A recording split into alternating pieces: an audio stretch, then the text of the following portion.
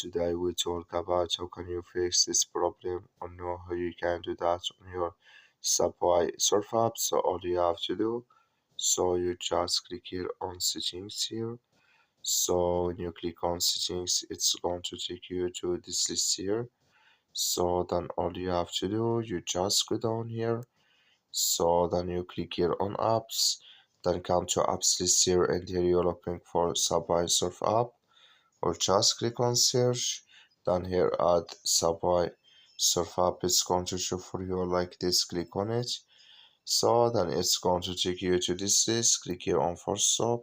Then you click here on OK. Then you go down, just click here on storage. Come to storage list here, just click on clear cache. Then all you have to do, so you just go to your Play Store, click here on Play Store.